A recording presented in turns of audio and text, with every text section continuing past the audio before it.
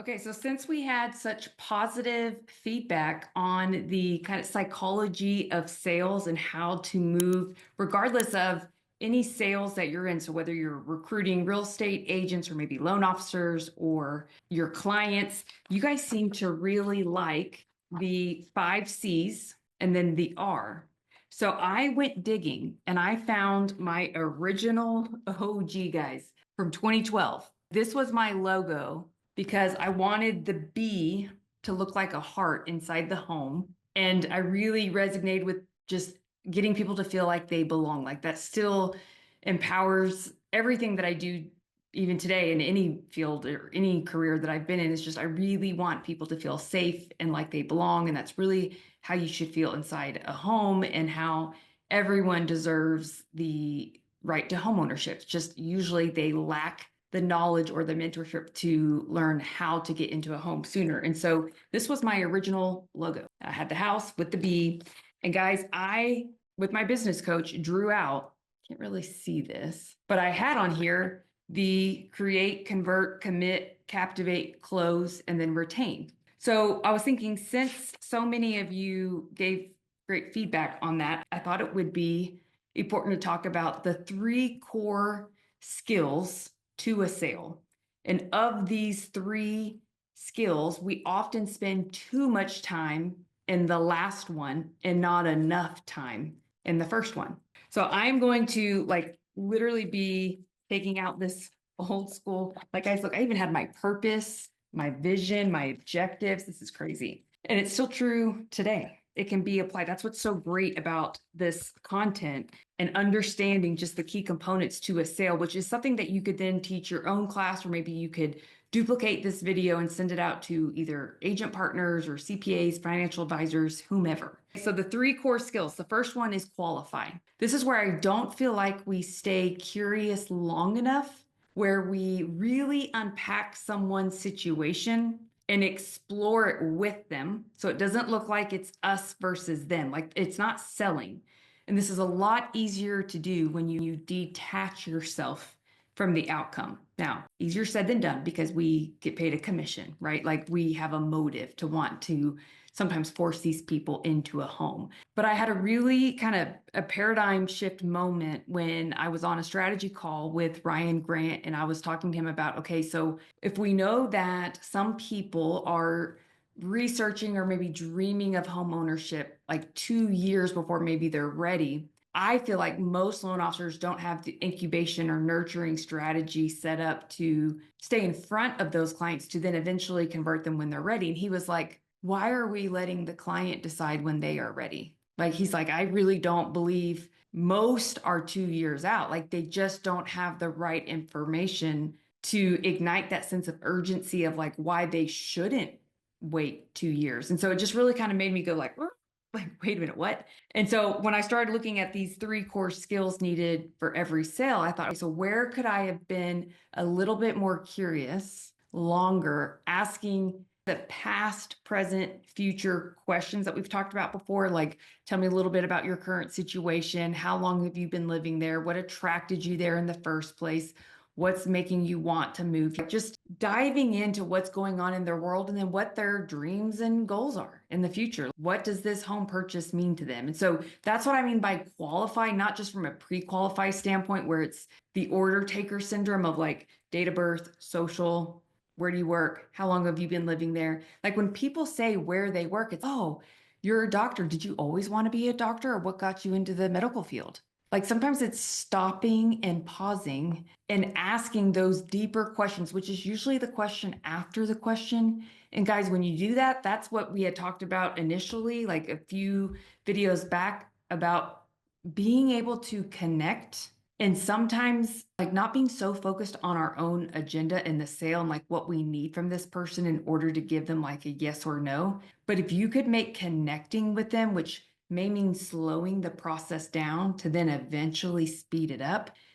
But we need to get good at and spending more time at skill number 1, which is qualifying. And I will go through what qualifying entails. The second skill is to present, obviously presentation skills and how you present things matter. So like I could have a steak and lobster meal delivered on a silver platter, and it's a shitty steak, let's say. So with all kinds of rates and fees and blah, blah, blah, right? And then I could have another like really good steak and lobster, but I serve it on a trash can lid. Which one, based off an Excel spreadsheet, so based off you numbers people who do everything off numbers, which one would data say is the better steak most likely? The one served on a silver platter. But is that true? It's perceived value, and it's because of the delivery, the presentation. So this is where there's some people who can deliver shit and make it look good, and some things that have good skills or knowledge and they present and it makes it look like shit, right? So presentation matters. And then the very last skill is the close.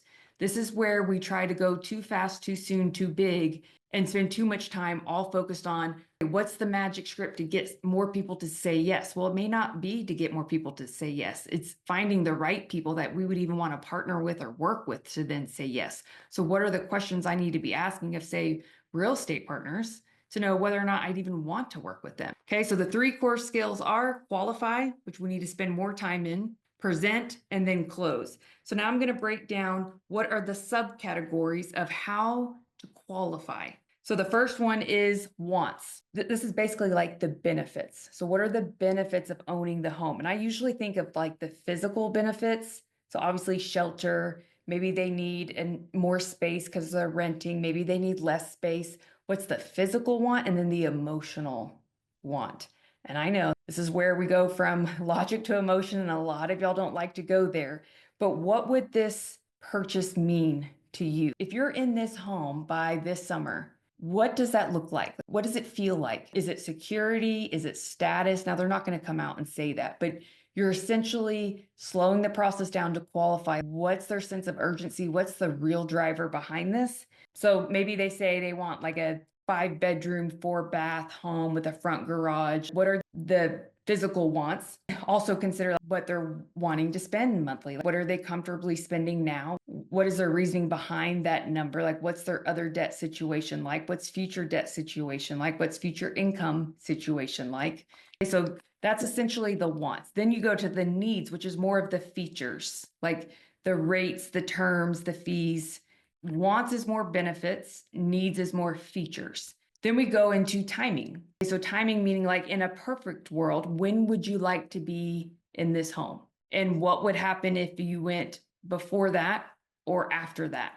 And also, based off that answer, are you needing to sell a home? Are you in a lease? What are the rules to the lease and breaking a lease? So again, this is all part of qualifying.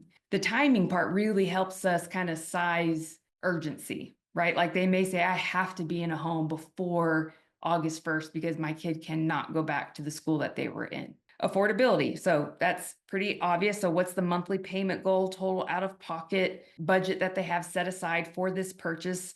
Kind of knowing where can we get creative if need be, like if we can pull from maybe a 401k account or whatever. Purchase price range that they've likely been looking at because they've probably been looking online and maybe they've tried some online calculators. So really trying to qualify and get clear on their affordability. And then there's the roles aspect. So when you hear roles, if you write the word mucus, which I know is like, I hate that word, but I want you to think about who is helping them with this purchase when you think of roles. So M in mucus is money. Who's the person that pulls the purse strings?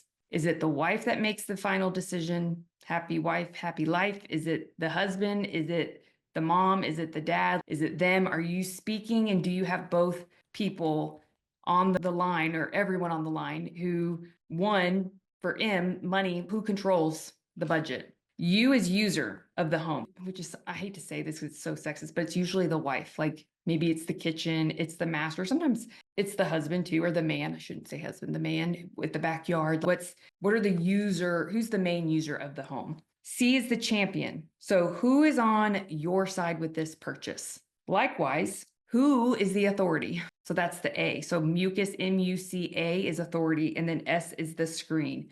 Who is the screener? Who's the one in their ear saying, you really should put 20% down? And sometimes we joke and say this is the dad who shows up at the inspection, but who's the screener between them being able to execute on this decision? And there's 6 main steps is obviously 1, establishing that credibility. And then we're going to get better at being curious longer and asking the question behind the question, making sure we're connecting by going through their wants, their needs, their timing, their affordability, and then their roles. Who else is involved in this purchase? So skill number 2 is then presenting. So how do you then take that information, addressing their fears, concerns, possibly misbeliefs, like you've got to come to a common ground.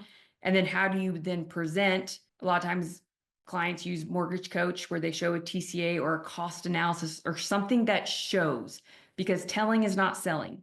We need to show and we need to tell stories, and we need to anchor it in with truth, with data, by showing the average appreciation rate in your area and how homes have done in the last 40 years of do they depreciate or accelerate. All right. So custom pre-qual packet is what I always did, then a custom Mortgage Coach presentation and a full credit and debt analysis. So like, where could we strengthen credit that would then help us maybe qualify for better homeowners insurance, MI, interest rate, blah, blah, blah. So that was present, and then the close. So usually when you've done a good enough job qualifying and presenting, guys, the usual next question is like, okay, so they're usually asking you what's the next steps from here. And it's so glad you asked.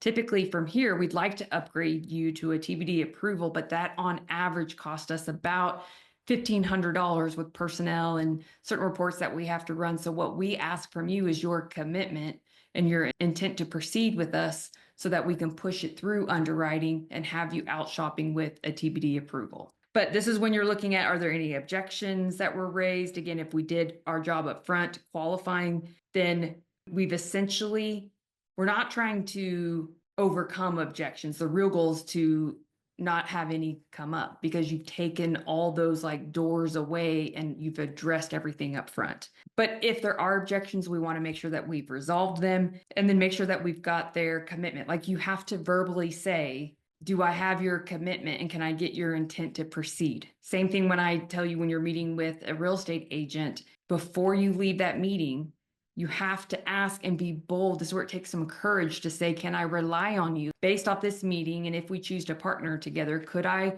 rely on you to send me at least one referral a week? If you don't ask for the commitment, we've all heard it before, if you don't ask, you don't get. So why don't we ask anymore? Why do we stop asking? Because of fear, usually fear of rejection or just fear. And it's like, where could we get better at qualifying and presenting where you've eliminated the fear? Just even doing my work with Phil M. Jones, he jokes about this from stage where he talks about, for those of you in the room who've ever asked the big question, or even those of you who have personally been asked the big question, we call it a big question, but is it really a big question?